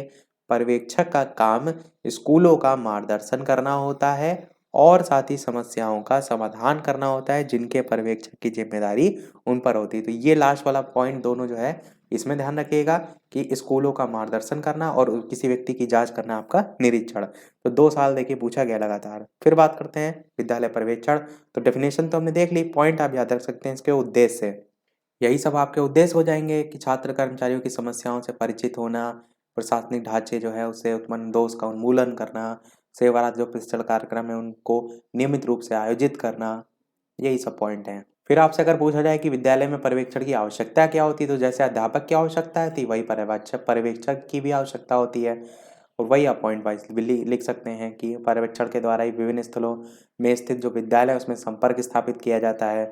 इसी के द्वारा मुख्य अध्यापक को अपने ज्ञान का नवीनीकरण करने में मदद मिलती है, कार्य कुशलता बढ़ाने में मदद मिलती है, वो सब पॉइंट। फिर आपका है ब्लॉक संसाधन केंद्र के समन्वय की भूमिका क्या होती है। तो विद्यालय का पर्यवेक्षण निरीक्षण करके विद्यालय के जो संसाधन है उसकी उपयोगिता को ज्ञात करता है, विद्यालय भवन संबंधी समस्याओं को ज्ञात करके उनके समाधान के लिए धन उपलब्ध कराता है, उनका लेखा जोखा रखता है, वो सारी चीज़ें।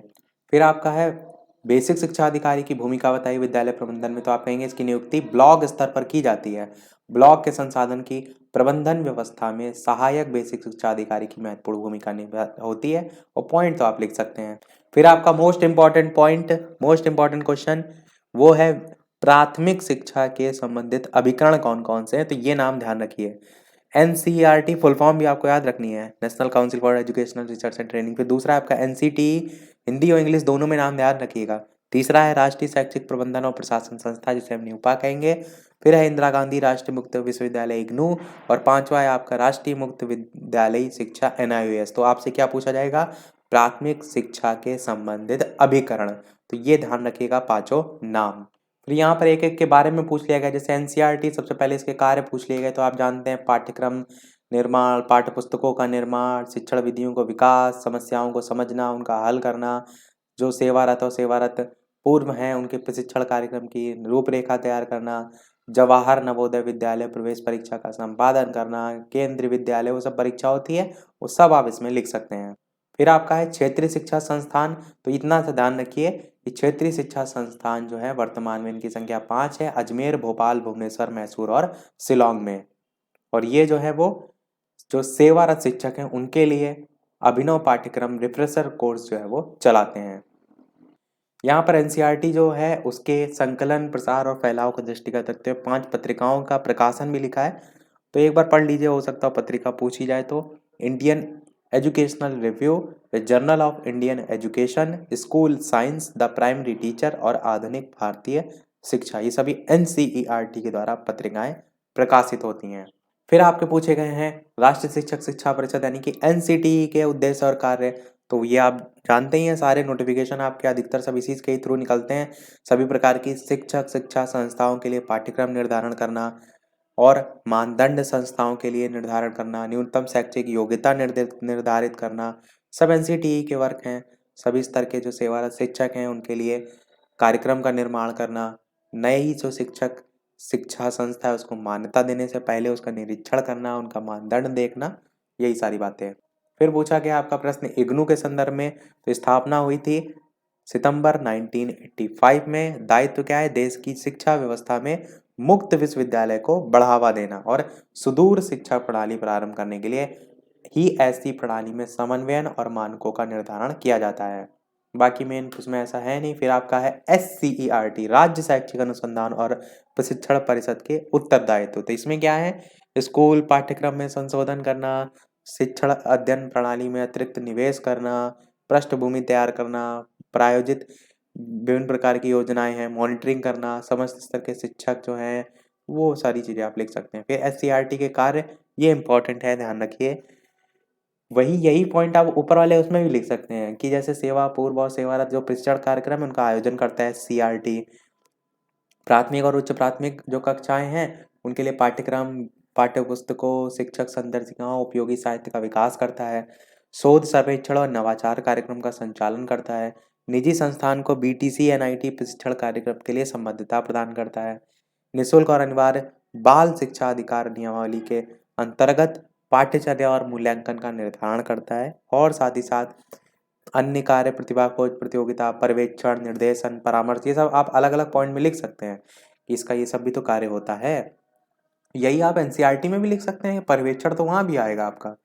अगला है राज्य शैक्षिक अनुसंधान और जो परिषद है SCERT है उसके उद्देश्य बताने। तो उद्देश्य आप कहेंगे कार्यात्मकता में सुधार लाना, डाइट के सदस्य और समन्वयक माह में कम से कम 2 अलग विद्यालय में जाएं, उनका शैक्षिक सहयोग करें, बेसिक चीजें हैं। फिर आपका मनोविज्ञानशाला उत्तर प्रदेश प्रयागराज के कार्य बताने हैं। तो आप क्या कहेंगे? आचार्य नरेंद्र देव समिति की संस्तुति के आधार पर उत्तर प्रदेश शिक्षा विभाग के तत्वाधान में प्रयागराज में 1947 में जो है वो स्थापना की गई थी।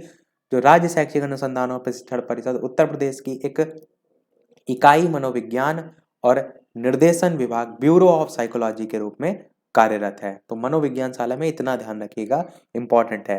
अधिकारी की बात करें तो मनोविज्ञानशाला प्रयागराज में निदेशक के रूप में प्रांतीय शिक्षा सेवा संवर्ग का अधिकारी होता है और सहायता व कार्य संचालन हेतु मनोवैज्ञानिक सहायक मनोवैज्ञानिक प्राप्त होते हैं। यही सब बेसिक चीजें लिखी हुई हैं। फिर मनोविज्ञानशाला की स्थापना के कार्य, तो आप क्या कहेंगे? विद्यालय में शिक्षा प्राप्त करने वाले जो छात्र हैं उनको शैक्षिक, व्यवसायिक, व्यक्तिगत निर्देशन, परामर्श देना, मनोविज्ञान का प्रशिक्षण देकर बच्चों को समझाने की क्षमता विकास करना, शिक्षा को उपयोगी मनोविज्ञान प्रयोग और अनुसंधान करना, सेवा आयोजक जो है उनके चयन में मनोवैज्ञानिक परामर्श सहायता देना। तो ये सब इंपॉर्टेंट पॉइंट है, इसलिए मैं आपको एक एक पढ़ के बता रहा हूँ। SCERT, NCERT, मनोविज्ञानशाला, ये सब आपके पूछे जाते हैं, तो ध्यान रखिएगा। फिर आपका PNP, जानते हैं आप सभी, परीक्षा नियामक प्राधिकारी उत्तर प्रदेश इलाहाबाद। इसकी बात करें तो उत्तर प्रदेश के नाम से 1872 के आसपास स्थापना हुई। वर्ष 1921 में माध्यमिक शिक्षा परिषद के गठन से पूर्व प्रदेश की समस्त शैक्षिक परीक्षाओं का उत्तरदायित्व इसी विभाग को जो है वो था। बाकी वही सब पॉइंट है। अनुभाग और कार्य विवरण आप याद रख सकते हैं। कोष अनुभाग, गोपनीय अनुभाग, अभिलेख अनुभाग, ये सब इसके अंतर्गत आते हैं। समादेश अनुभाग, बिल अनुभाग, एकीकृत अनुभाग, प्रशिक्षण अनुभाग, प्रशिक्षण 1 था वो, ये प्रशिक्षण 2 अनुभाग। फिर अगला प्रश्न है डाइट के किन्हीं 2 विभागों के नाम। ये तो आपका मोस्ट से भी ज्यादा मोस्ट इंपॉर्टेंट क्वेश्चन है। इसको तो आप एकदम रट के रखिएगा कि कौन कौन से विभाग होते हैं। तो जिला शिक्षा और प्रशिक्षण संस्थान डाइट के जो विभाग हैं उनकी संख्या यहाँ पर दे रखी है। टोटल 7 विभाग होते हैं। सेवा पूर्व शिक्षक प्रशिक्षण विभाग, कार्यानुभव विभाग, जिला संस्थान इकाई, सेवारत कार्यक्रम क्षेत्रीय संपर्क तथा प्रवर्तन समन्वय विभाग, पाठ्यक्रम सामग्री विकास और मूल्यांकन विभाग, शैक्षिक तकनीकी विभाग, नियोजन और प्रबंधन विभाग। तो ये सातों नाम एकदम रट के रखिएगा। डाइट के कार्य क्या होते हैं? सेवा पूर्व प्रशिक्षण देना, संदर्भ जो व्यक्ति उनको प्रशिक्षित करना, सेवारत जो प्रशिक्षण उनकी व्यवस्था करना, BRC का को शैक्षिक सहयोग देना, NPRC, ये सब शॉर्ट में बोल रहा हूँ। BRC मतलब ब्लॉक संसाधन केंद्र, NPRC मतलब न्याय पंचायत संसाधन केंद्र, इनको शैक्षिक सहयोग देना। विद्यालय के जो प्रधानाध्यापक है उनके लिए संस्था का नियोजन, प्रबंधन, यही सब चीजें हैं। फिर आपका न्याय पंचायत संदर्भ केंद्र के दायित्व तो क्या होते हैं? तो आप कहेंगे कम से कम 2 बार प्रभावी अध्यापक हेतु पर्यवेक्षण और निरीक्षण का कार्य किया जाए।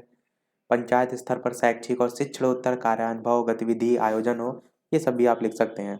फिर आपका प्रश्न है बेसिक शिक्षा परिषद की स्थापना, तो आप क्या कहेंगे 10 जुलाई 1972 को एक अध्यादेश द्वारा राज्य सरकार ने प्राथमिक शिक्षा को अपने हाथ में ले लिया और इस अध्यादेश को कानून का रूप दे दिया। इस एक्ट के अनुसार प्राथमिक शिक्षा की व्यवस्था के लिए राज्य स्तर पर बेसिक शिक्षा परिषद का गठन किया गया। कार्य क्या होते हैं इसके, तो आप कहेंगे जूनियर हाई स्कूल बेसिक प्रशिक्षण प्रमाण पत्र प्रदान करना, शिक्षक प्रशिक्षण की व्यवस्था करना, बेसिक स्कूलों नॉर्मल स्कूलों बेसिक प्रशिक्षण प्रमाण पत्र, राज्य शिक्षा संस्थान आदि का पर्यवेक्षण करना, राज्य सरकार से अनुदान आर्थिक सहायता ऋण प्राप्त करना, यही सब इसके कार्य होते हैं। बेसिक शिक्षा अधिनियम में परिषद के कार्यों का उल्लेख तो ऊपर ही वाले पॉइंट लिख सकते हैं, अलग अलग धारावाहिक यहाँ पर लिख दिया गया है। फिर आपका प्रश्न है समेकित शिक्षा क्या है। लगभग 2 ही 3 पेज बाकी हैं, आपका कोर्स खत्म होने वाला है। तो इस संदर्भ में जिला समन्वयक के मुख्य दायित्व बताइए। तो समेकित शिक्षा क्या होता है, ऐसी शिक्षा व्यवस्था जिसके तहत जो निःशक्त बालक बालिकाएं हैं उनकी शिक्षा सामान्य बालकों की तरह ही पूरी की जाए। जैसे आप समावेशी शिक्षा देखते हैं, लगभग लगभग वैसा ही है। और जिला समन्वयक की भूमिका भी पूछी गई ना, तो रोल ऑफ डिस्ट्रिक्ट कोऑर्डिनेटर, तो आप क्या लिखेंगे जिला समन्वयक द्वारा ब्लॉक संशोधन केंद्रों का पर्यवेक्षण या निरीक्षण किया जाता है। उनसे संबंधित सभी आंकड़े उच्च अधिकारियों को प्रस्तुत करता है। यह शिक्षा की दृष्टि से जो पिछड़े विद्यालय है उनका पर्यवेक्षण करके उन्हें निर्देशित करता है। ये जिला स्तरीय प्रबंधन की योजना में अपनी सक्रिय भूमिका निभाता है। यही सब पॉइंट आप लिखेंगे। फिर पूछा गया जल जीवन है, इसको स्पष्ट करते हुए विद्यालय में बच्चों को स्वच्छ पेयजल कैसे उपलब्ध हो सकता है। तो ये तो बेसिक चीजें आप लिख सकते हैं कि जल ढक के रखें, शुद्ध जल की व्यवस्था हो, क्लोरीन की गोली डालें, वही सब लिखा हुआ है। फिर इसी प्रकार प्रश्न है विद्यालय में खेलकूद की व्यवस्था किन किन बातों का ध्यान रखना चाहिए। तो विद्यार्थियों के स्वास्थ्य की रक्षा होती है, खेलों में विविधता हो, ये ध्यान रखें। छात्र छात्राओं के खेलने के लिए अलग अलग व्यवस्था हो, अनुशासन रहे, खेल को खेल की भावना से खेला जाए, बालक बालिकाओं के इंटरेस्ट के अनुसार हो, प्रशिक्षित शिक्षक भी हो, ये सब लिखेंगे आप। अगला और मोस्ट इंपॉर्टेंट क्वेश्चन आपका है वो है प्रमुख विद्यालय अभिलेखों का वर्णन कीजिए। इसको भी रट लीजिएगा कि कौन कौन से होते हैं, क्योंकि ये आप स्वयं से नहीं लिख सकते, ये आपको रटे होने चाहिए। अध्यापक उपस्थिति पंजिका, छात्र उपस्थिति पंजिका, पत्र व्यवहार पंजिका, आय व्यय पंजिका, ग्राम शिक्षा विधि या आय व्यय पंजिका, छात्रवृत्ति वितरण पंजिका, कोटेशन रख रखाव पंजिका, ये सब आपके होते हैं। इनके नाम आप याद रखिएगा। इसी में ही आपका जो अध्यापक उपस्थिति पंजिका है वो यहाँ पूछा गया क्या होता है। तो ये रजिस्टर प्रधानाध्यापक के कक्ष में या कार्यालय में विद्यालय के प्रारंभ होने के पूर्व ही रखा जाना चाहिए। इससे विद्यालय के प्रत्येक अध्यापक और अन्य कर्मचारीगण अपने नाम के सामने उस तिथि में अपने हस्ताक्षर और आने का समय लिख सके। तो आप देखते भी वो अटेंडेंस लगाते हैं, वही यहाँ पर है। छात्र उपस्थिति सेम जैसे यहाँ पर अध्यापक उपस्थिति, वैसे छात्र उपस्थिति अटेंडेंस लगाई जाती है, वही इसमें भी आप लिख देंगे। फिर आपका है विद्यालय तथा समुदाय के संबंध, तो एक दूसरे से संबंधित होते हैं। 2017-19 में आया था, अलग अलग टाइप से आप लिख सकते हैं। समुदाय के जो कर्तव्य हैं वो भी आप इसमें लिख सकते हैं कि विद्यालय जब कभी अभिभावक को बुलाता है तो उसमें अनिवार्य रूप से उपस्थित हों, विद्यालय के शिक्षकों के साथ निरंतर संपर्क में रहें, ये सब समुदाय के तो कर्तव्य होते हैं। फिर आपका ये सेकंड लास्ट क्वेश्चन है, ये एक प्रश्न रह गया और ये प्रश्न रह गया है। नेतृत्व का आशय क्या होता है, कार्य की सफलता में कुशल नेतृत्व की क्या भूमिका होती है। आप कहेंगे समाज में नेतृत्व का स्थान बहुत ही ज्यादा इम्पोर्टेंट होता है। और नेतृत्व जो भी चीज से संबंधित हो, कोई खेल हो, कोई प्रतियोगिता हो, तो लीडरशिप जो है सबसे ज्यादा जरूरी होती है, कुशल नेतृत्वकर्ता की सबसे ज्यादा जरूरी होती है। उसी को लेकर यहाँ पर सभी पॉइंट आप लिखेंगे। और अगला और इस वीडियो का लास्ट प्रश्न देखते हैं, और इसके बाद एक प्रश्न हम आपसे भी पूछेंगे। जैसे कि सभी वीडियो में हम आपसे एक ना एक प्रश्न पूछते हैं, पर वो ये प्रश्न देखने से पहले वीडियो अभी तक आपने लाइक ना किया हो, इतनी सारी मेहनत हम आपके लिए कर रहे हैं लगातार। ये वीडियो अब तक 53 मिनट का हो गया, लगातार 53 मिनट से बोल रहे हैं, और ऐसे इसमें टॉपिक हैं, आप भी समझ सकते हैं इसमें कितना इंटरेस्ट आता है कि पढ़ते पढ़ते इंसान बोर हो जाए। फिर भी मैं अपना दायित्व निभा रहा हूँ, आपको सारी चीजें यहाँ पर बता रहा हूँ ताकि आप कम समय में पूरा रिवाइज कर सकें।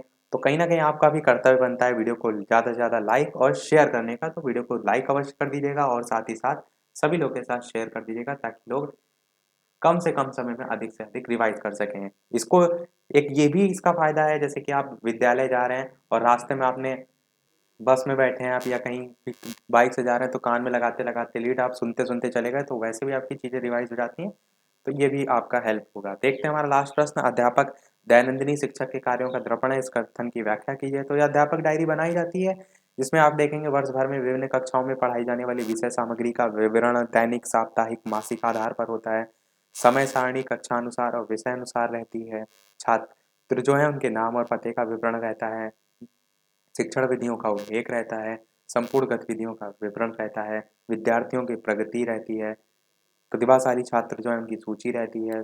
समस्याजनक जो बालक है उनकी सूची रहती है। तो यही आप देखते हैं दैनंदिनी बहुत से विद्यालयों में जब आप डीएलएड करते हैं तो ये दैनंदिनी बनवाई भी जाती है। तो हो सकता है आपने भी बनवाई हो। तो पूरे हमारे सभी प्रश्न सभी कोर्स के समाप्त हो गए। अब एक प्रश्न आपके लिए भी, जैसा कि सभी वीडियो में हम आपसे एक ना एक प्रश्न पूछते हैं, और जो मैं प्रश्न पूछूंगा वो एक प्रश्न नहीं आज पूछूंगा, मैं आपसे 5 प्रश्न पूछूंगा। पहला प्रश्न आपका है राज्य शिक्षा, क्योंकि आप सब तो सारी चीजें पढ़ चुके हैं, अब तो आपको डायरेक्ट पेपर देखना है। अब देखिए कितना आपको आता है। राज्य शिक्षा संस्थान उत्तर प्रदेश, आपको बताना है कहाँ है। दूसरा प्रश्न, राज्य विज्ञान, ये जो मैं आपसे प्रश्न पूछ रहा हूँ ये मैं आपको एक वीडियो में जो मैंने कोर्स कराया था SCERT वाला, उसमें सब चीजें मैं बता चुका हूँ। आपने कितना सीरियस होकर उसको पढ़ा है, कितना चीजें आपके दिमाग में है, वो आप यहाँ से चेक करिए और बताइए।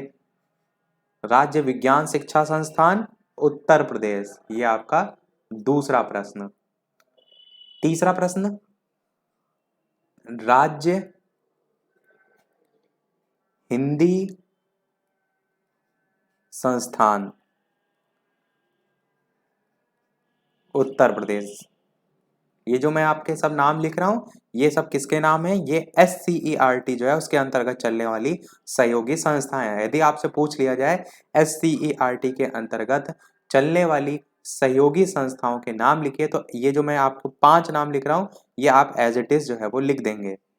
चौथा है आपका आंग्ल भाषा शिक्षण आंग्ल भाषा शिक्षण संस्थान उत्तर प्रदेश। और पांचवा और लास्ट है आपका राज्य शैक्षिक